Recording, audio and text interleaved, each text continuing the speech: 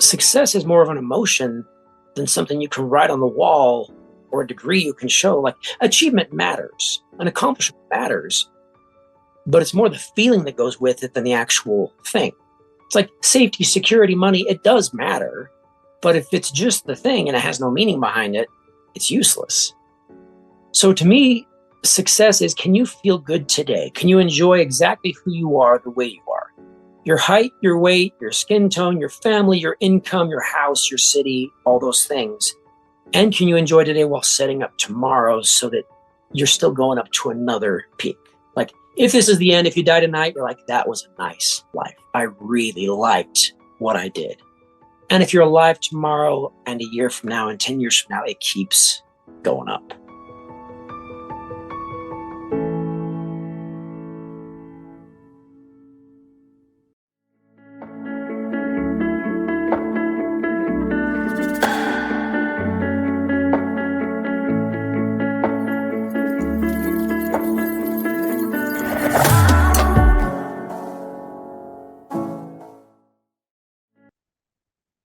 Well, welcome to the show today. My special guest is a longtime friend, and I'll call him the kid brother of one of my best friends growing up, Dr. Matt Larsen. So you're you're a psychiatrist, and you specialize in both adult and children, and you're living in Idaho Falls, Idaho now, which is awesome. But a couple things that I've enjoyed following you for years. And I still remember when you were this little annoying kid in elementary school that wanted to always play with us out in the sandbox as a kid. But you are one of the wittiest people for making posts on Facebook. And I think you know how to push buttons on people and just create, make people think, which I've loved. But you're also a really good musician and actor. I see stuff all the time on Facebook where you've done plays. You make a really mean looking Trunchbull from the Matilda show that you did. Playing a villain woman was exciting. Villain woman. Oh yeah. So this is going to be a really fun interview. On your bio, it actually says that it says all the doctor stuff and where you got your degree and all that. And then it says you enjoy singing, dancing, and have a mean Irish accent when you're at work. So I can only imagine as you're in the hospital or talking with somebody, if you need to lighten it up, that it can be fun. Right. So I'm just impressed with you're a person that you are living life to their fullest, and you've kind of integrated music into helping people. And I think especially with psychiatry and suicide prevention, that's a topic that I don't think a lot of people have, want to talk about, even though it's probably touched nearly everybody at some point in their life. So welcome to the show. Thank you. It's a pleasure being here. You've never had an introduction like that, I'm sure, right? No, they're usually you went to school at this place, graduated at this time. It's And you're a mean Trunchbull. So I did get to throw a girl by her pigtails. That was fun. That was awesome. That's awesome. Well, Matt, kind of give us, your mom actually taught piano lessons, I know. So maybe let's start at the beginning of how in the world did somebody start in music, and mom teaches piano, and now you're a psychiatrist of all things, but you still are integrating music into your life and doing it a lot. Yeah. I mean, I grew up with piano being the background. It was the soundtrack of my life, because between piano students, me learning, my brother learning, my sister playing for church, playing for events in town, piano was the background of everything. And of course, I reached the point when I revolted against my mother and said, I refuse to play piano anymore. You can't make me. And she said, you can't quit music. So I said, fine, I'll join the choir. And that became the basis of my enjoyment that got me into plays, got me into choirs. It got me to Carnegie Hall in high school, singing on Palm Sunday, Handel's Messiah. Wow. And then into college, got me into the touring jazz choir. And as I was going through, like freshman year, I was taking all music classes, voice diction for actors, opera workshop, all these things freshman year. Then I got back to my mission and I realized I'm not good enough to make it as a musician as a career. I'll have 5 roommates in a small apartment and that'll be my life. I was like, I'm really good at science and I love people and I think I can be a doctor. And I think I can keep music involved heavily in my life, both as a hobby and as something I use at work. So I took the 10-year hiatus from music and plays and everything to get education done. And then I got back into theater, back into music, joined a local community choir. And 3 years ago, we sang in the Lincoln Center on Broadway with all these Broadway stars in a huge concert. And I'm like, it's kind of fun to bring it all back around and keep it going. How cool is that? And you're old like I am now, and it's I still know. a thing, right? I passed 40, all my hair is gone.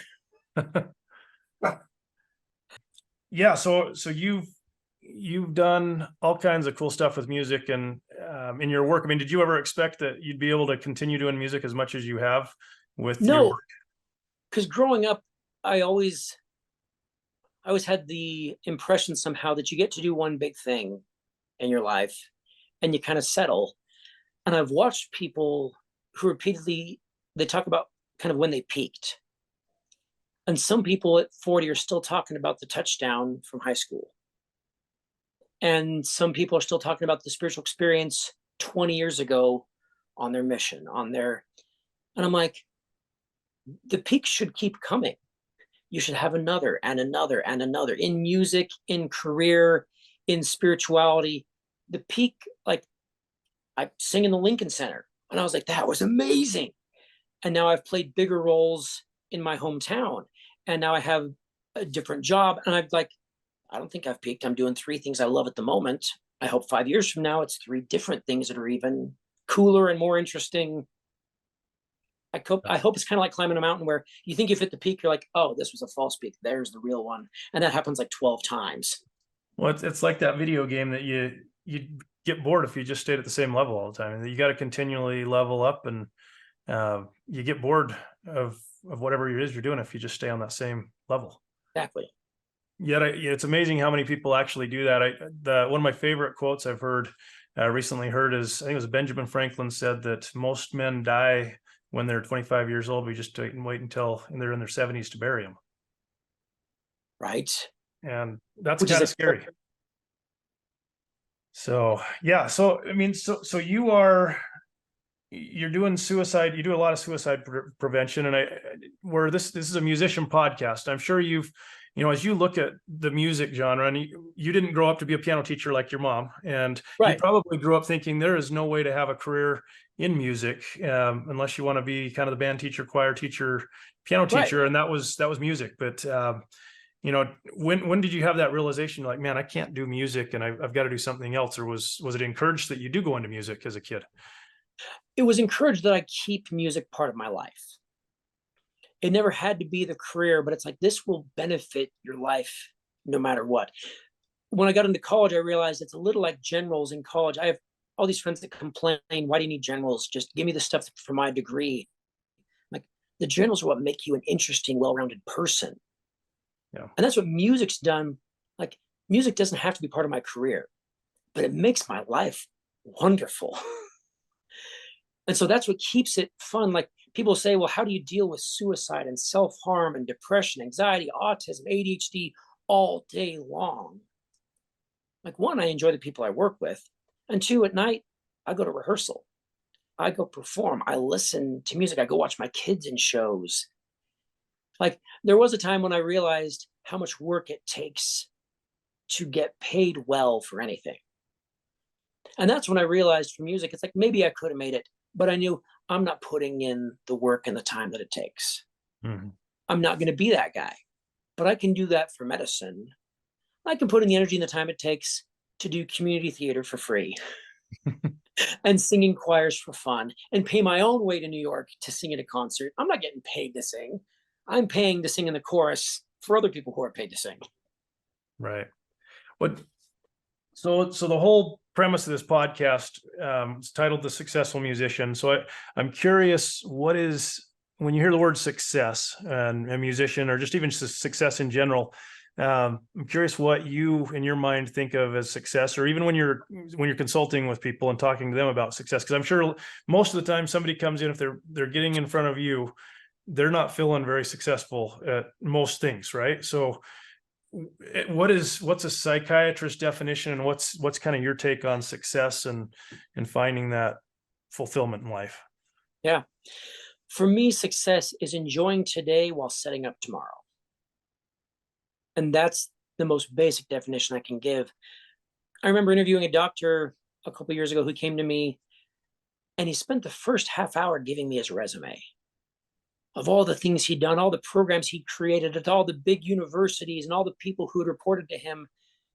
And he was miserable. He was coming to me because all of life was falling apart. And he had millions of dollars and all the things, and he was awful. He hated life. And he kept trying to prove to me he was successful. And I was like, success is more of an emotion than something you can write on the wall or a degree you can show. Like, achievement matters, an accomplishment matters, but it's more the feeling that goes with it than the actual thing.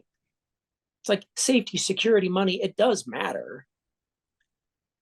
But if it's just the thing and it has no meaning behind it, it's useless. So to me, success is, can you feel good today? Can you enjoy exactly who you are the way you are? Your height, your weight, your skin tone, your family, your income, your house, your city, all those things.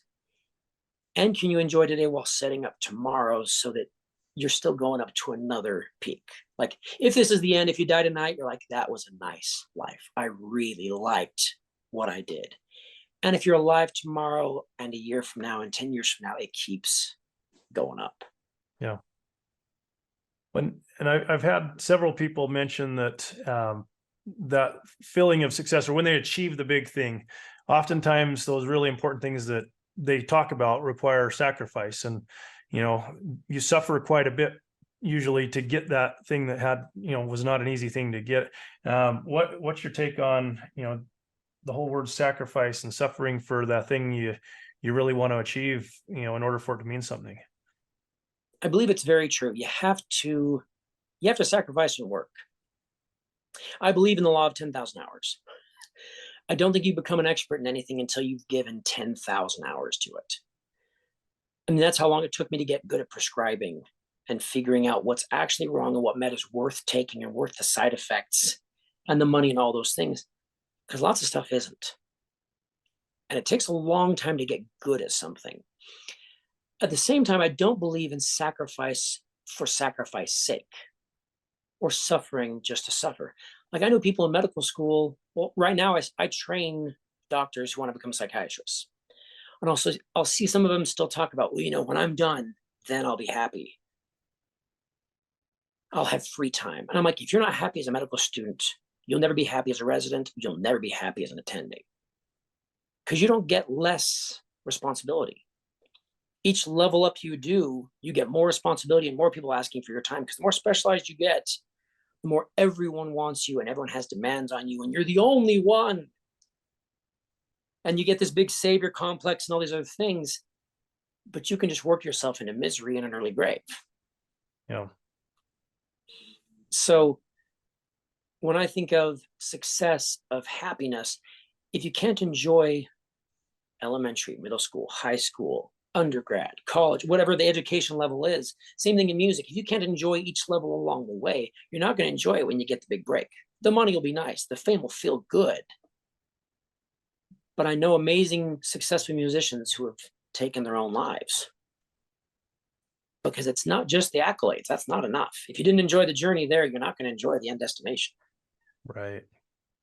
I think for a lot of people, it is they struggle to find that happiness and joy in the moment, and that it's interesting to see that. You talked about these musicians. We all know several names of successful people, musicians, actors, whatever, they've taken their life, and I'm curious from a doctor type point of view.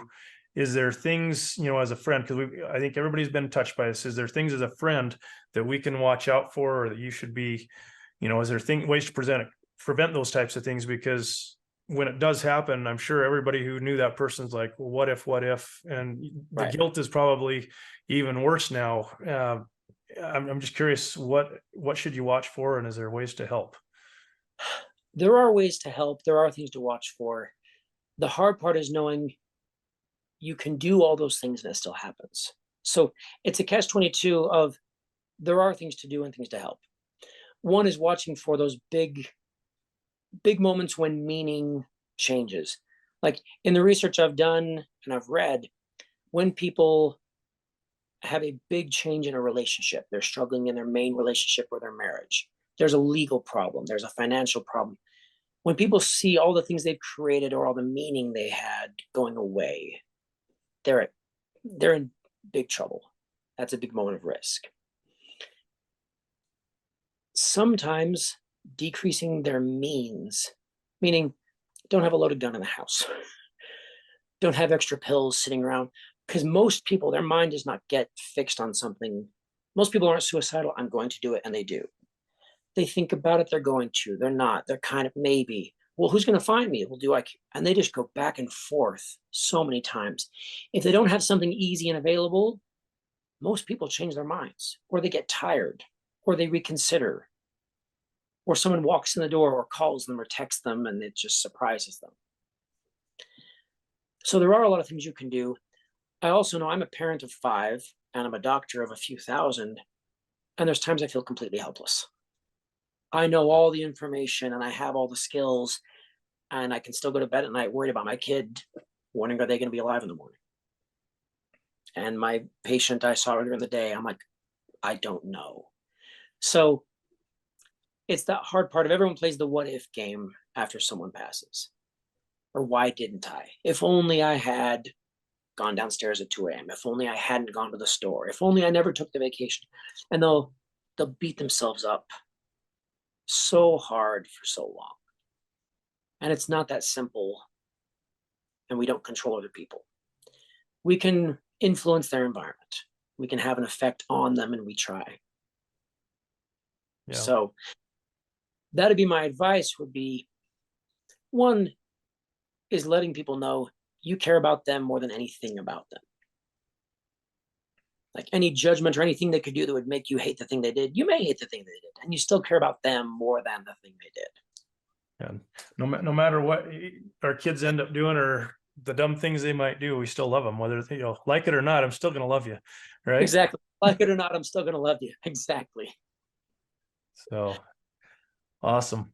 I'm curious as you've been a doctor, is there any moment where you kind of think back where you've had a big aha moment and just kind of breakthrough that's kind of impacted who you've become and where you're at today? There's been many. I'm trying to think if there's a good specific one to mention. Well, I'll tell you one that helped me with balance in life. I worked in an inpatient psych unit for about 5 years. And it was my first job out of training. And I was working hard. And pretty much everyone who came in the door had either attempted suicide or was thinking about it or was close within the last 24 hours. And so my job was to stabilize everybody and get them home with a good plan, maybe a medication, followed with a therapist, something like that. So everybody I saw was like a day to 5 days to 10 days, and that was it. Hopefully I never saw them again. And that was my job, was just stabilize people quickly and get them back home as fast as I could. And one year, it's like I was working more and more. I was staying until 6, staying until 7, working Saturday, working Sunday, taking more call, working more weekends. And we did an annual review, and they said, hey, we admitted 1,027 patients this year. And I was like, yeah.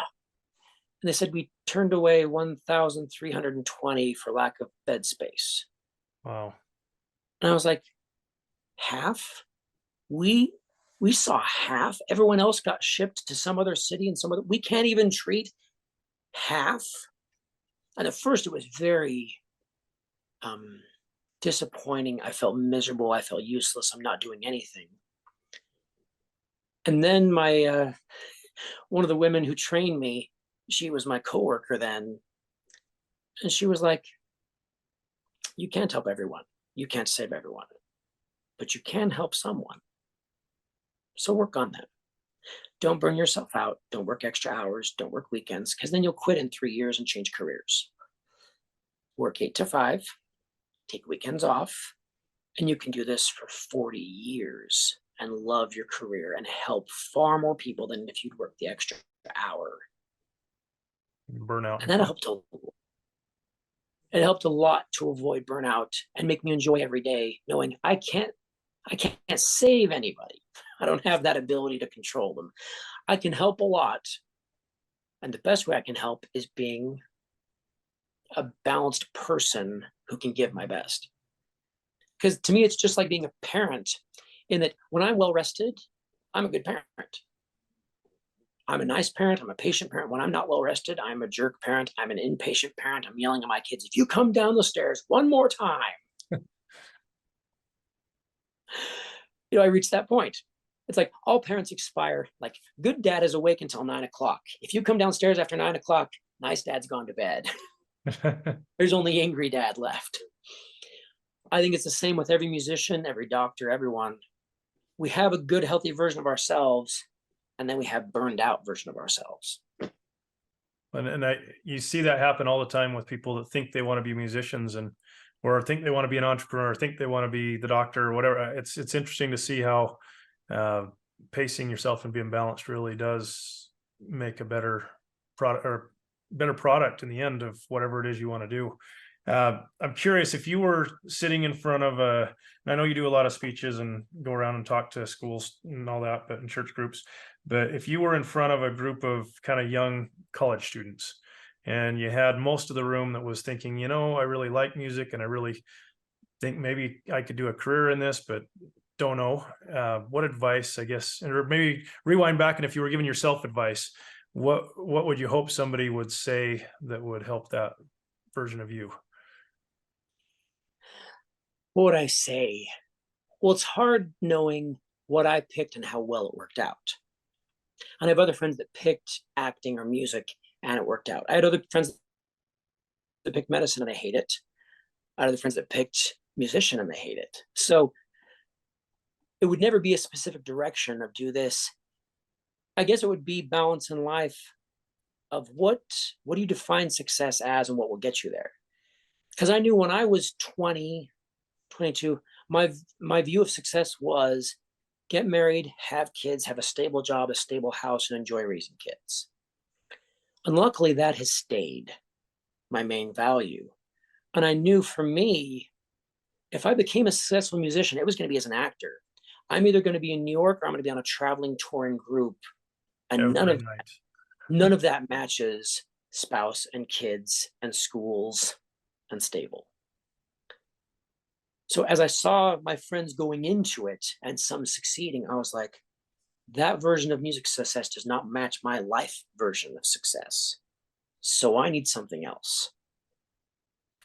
And I'm like, what's going to be personally fulfilling, financially stable, and I could do it for decades? And for me, the answer was medicine. And then it was, how do I keep music in my life? How do I keep acting? How do I keep rollerblading? How do I keep camping and Boy Scouts and all these things I loved in life? And that was the fun part, was balancing that. Yeah. Interesting. Just trying to think of any other, if you look back at just one last question, maybe, if, as you talked about your doctor friend that gave you some great advice, is there any other moments where you're like, man, that was the best advice anybody gave me that, definitely turned me around in a different direction that you think might help somebody else? Yeah. Best advice I ever got at a therapy conference was, he put up on the board, what if nothing needed to be removed? I was like, what does that mean? He's like, what if no part of you was broken? What if no part of you was bad? It was just misunderstood and misused. He's like, because I assume you have thoughts you can't stand. You have impulses that you abhor. You have pieces of yourself you don't tell anybody about. You don't bring it up to your spouse. You don't bring it up to, no one knows, because you are so ashamed. You are so. He's like, we've all got that. But what if it didn't need to be removed? What if you could figure out how to be whole with that and move forward? And when I stopped trying to get rid of every bad thought, every bad impulse, every bad thing, and instead focus on, what am I, and this was all from the same guy. He's like, what are your values? Who do you want to be? And do you act on that? Yeah, then stop worrying about every random thought that goes to your head. You can't control them anyway. And he made the point to us, he's like, can any of you control your thoughts? you can choose to think about something, but can you control every thought? And I was like, no, because I have random stuff that goes through my head all the time. He's like, then don't judge yourself by every thought. Judge yourself by your values, who you want to be, who you work on being, and who you're becoming. And that was helpful because suddenly I was like, I don't have to blame and shame myself for everything. I can just enjoy who I am. That went a long way. Yeah. And as you're saying that, my thought was you have all these, pulling this back into music, is you have all these people that have their idols. I want to be like, these rock stars up on stage, or the pop artists that, the Rihanna, the Taylor Swifts, and that's what they think is successful as a musician. But we all know that so many of those end up turn into drugs and other things. And I'm curious, just kind of to self evaluate yourself. I think that's great advice. But when people do kind of turn to substances or alcohol or drugs or whatever it is there anything or advice you have for people to, kind of recognize, okay, stop, I need to not, do that? What do you tell somebody when they're kind of right on that edge, I guess, of thinking they have to do something to be able to keep up or step later or work harder Right. or do more? Right. And that's where I'd say two things. One would be what you do when you're trying to help that person. And that would be when we talk about the term validation in therapy, you validate emotions, not actions.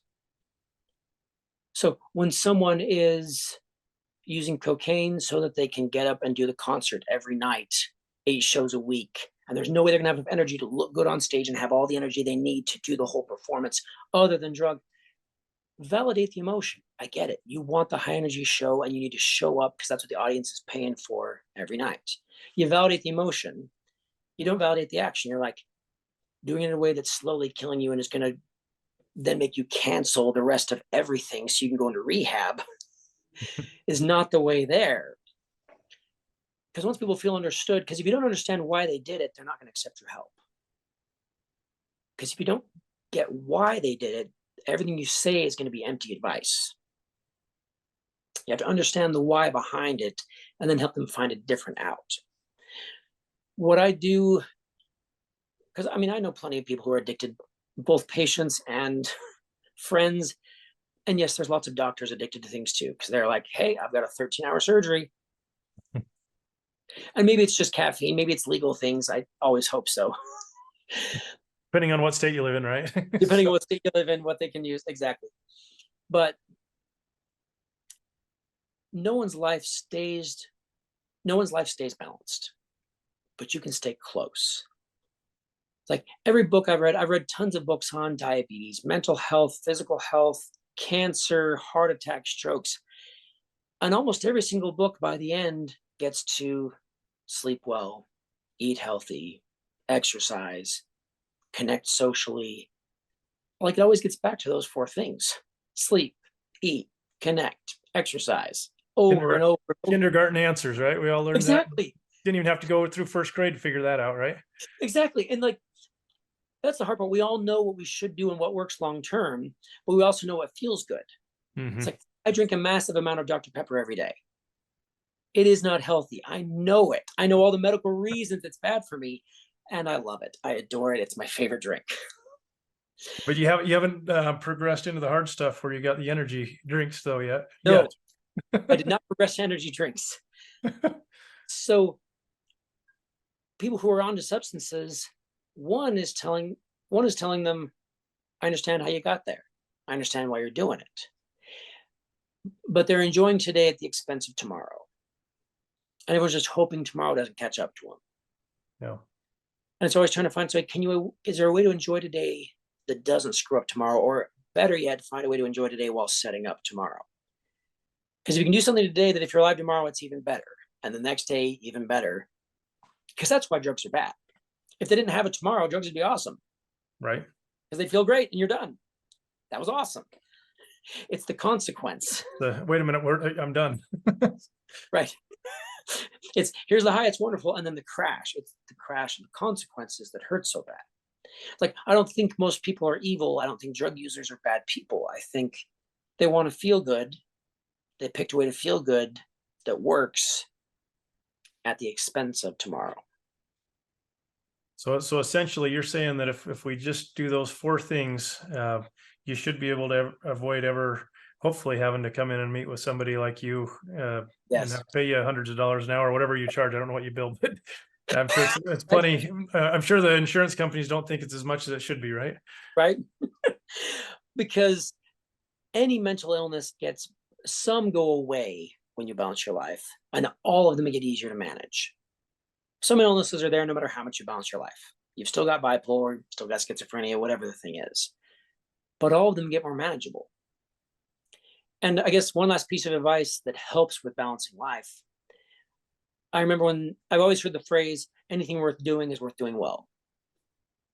And finally, one therapist said, anything worth doing is worth doing poorly. I was like, what? They're like, okay. They're like, are you overweight? Yes. Should you eat healthier? Yes. Okay, if you don't eat an entirely healthy diet, but you eat an additional banana a day, are you healthier than you were? Yes. Are you changing your diet poorly? If you exercise 5 minutes a day, yes, you should do an hour 5 days a week. If you do 5 minutes, is it better than you were? Yes. Then just do it poorly. Just start. Do anything. Make some habit change. Because I remember what happened when I went with my friend to the gym, who was a lifter, and we worked to exhaustion every muscle for 2 hours. I couldn't drive my stick shift car home, and I didn't go to the gym again for 2 years because it was awful. It was miserable. Then I started running on the treadmill a couple years later, 5 minutes a day. And eventually it went up to 10, eventually went to 15. And right now I'm at 25 minutes a day, 5 days a week, lifting weights. I don't know if I'll ever get past that, but I'm good. If this is poorly, it's far better than I was before. It's better. It's better than most people too, right? Right. We all know, but we know we should, but we don't. We're too busy. Right. We're all too busy. And I'm like, I've got 5 teenagers. I run my own business. I'm running a training program, and I'm the chief of staff at the hospital. And I have time to exercise and time to watch movies in the evening and time to do a podcast with you. I'm like, no matter how many responsibilities you have, you can balance your life or it can be unbalanced. Yeah. But it's based on the number of jobs or number of things. Yep. And I think, the number of things you get done in the day, I think the key is finding what are those things that are most important and making time for those opens up so you get the other stuff. You can get it done. If it's that important, it'll get done. But the minute you ignore those things that really matter, it starts catching up with you faster than you want. And then the consequences of tomorrow right are not what you want. Yeah. That's a Stephen Covey, dealing on things that are important and not urgent. Because you can probably ignore your spouse for a week, nothing bad happens. You can probably ignore them for a month, nothing happens. You might ignore them for a couple years and nothing overtly big bad happens until the day it's over. And you're like, I didn't care for the things that were very important, but not urgent. I mean, it's just like eating healthy. If you don't eat healthy today, nothing bad happens. You could not eat healthy for 5-10 years and nothing bad happens, except the slow build underneath. Yeah. It's all that stuff that keeps the balance. It's the important, not urgent stuff. Yeah. Well, Matt, I know we're over time already, but it's been super fun chatting with you. And I know that people, if they've made it this far through the podcast, where can people go to find resources, or if they're really curious, or say they've got a friend that they need or a family member that they're worried about, how do I help that person? But I know how hard it is to get an appointment with a psychiatrist. About the only way in is you got to end up in the ER or something you got to have some really catastrophic thing. And then it sounds like you're still going to send us home, if we're in that place as fast as you can. So there is a massive shortage. As far as resources go, there are great resources. On the worst end, when it's involving suicide, there's a suicide hotline. There's national, there's state, there's a text line where they can answer questions. As far as medical advice, I trust the Mayo Clinic website, and that's where I go for questions on supplements, on medications, on sleep hygiene, on balancing life, most things there. Type of therapy that's the best, the kind I've found works the best and connects with most people, is called ACT therapy, acceptance and commitment therapy. There's probably 47 books all based on that therapy. And I've got 10 or 20 of them that I've read. And that's what I base a lot of my parenting on, my therapy on for my patients. So those are the resources I'd go to. Awesome. And if they want to go check out more about you, what website can they go to find out how to try and come visit you if they need to? Yep. My clinic's called Ascend Mental Health Center in Idaho Falls. Awesome. Well, thanks so much. And we'll put the link down in the show notes. So, and we'll get some links from you as well on the Mayo Clinic stuff. That'll be great. So appreciate you taking time, and appreciate you being kind of an out of the box type of person to end up on this podcast. But I think it's going to help a lot of people more than you realize. Hopefully it's worthwhile. Otherwise, either way, it was good to talk to you. That was fun. Thanks, Matt. Thanks, Jason. Have a good night.